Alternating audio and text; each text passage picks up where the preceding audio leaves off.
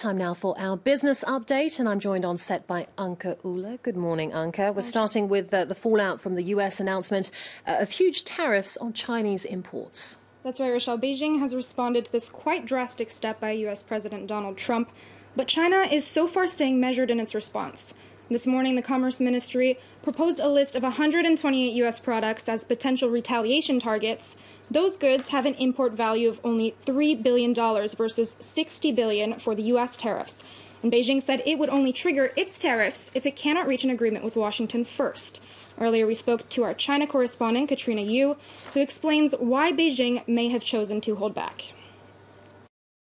It could have been basically a lot worse. So China is indeed taking a swing back at the US, but it's a very measured swing. It's flexing its muscles, showing that it is capable of doing more. But this, in the scale of things, is not going to have a huge impact. So what it could have done, if it really wanted to hit back at the US and possibly harm the market there, is to really look at agricultural products. For example, there's been a lot of talk about the reliance of American farmers on the Chinese market. In particular, a lot of these states, which are Trump-supporting states, are also big producers of things like sorghum and soybeans. And that export to China is worth about $14 billion. And those farmers are already doing it tough. And if China really wanted to push on this pressure point, it could have really touched on soybean imports. But so far, it's stayed away from that. So China is showing its strength, but it's also showing that it doesn't want to put this tension, doesn't want to escalate it and turn it into a full-blown war.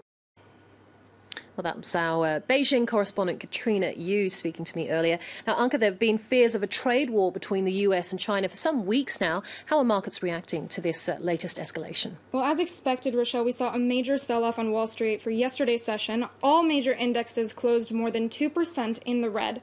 That sell-off continued in Asia this morning.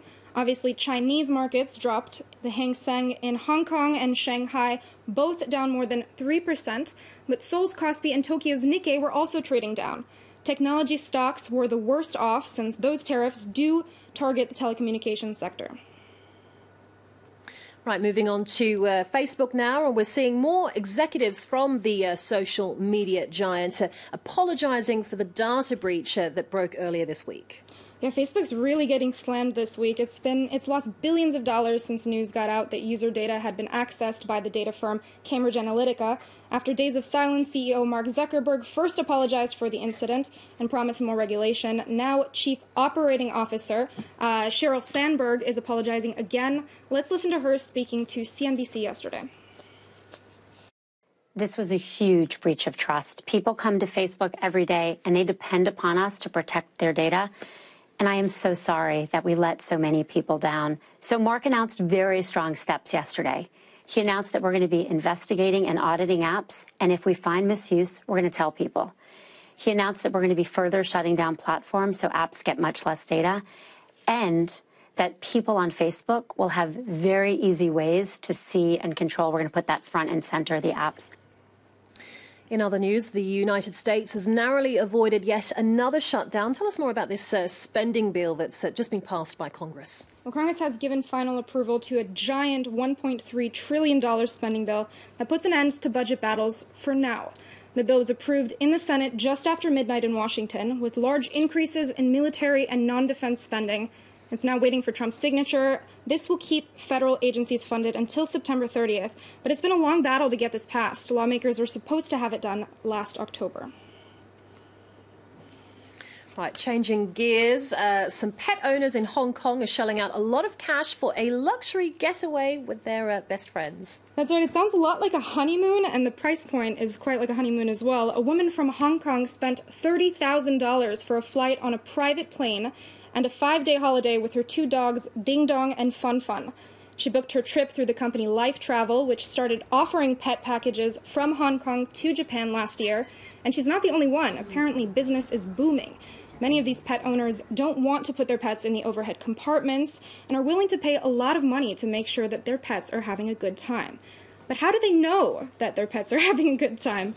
Zoe Mann explains. I've asked myself why I spend so much money on them, wondering whether they would know the difference when we travel, but I think they do know.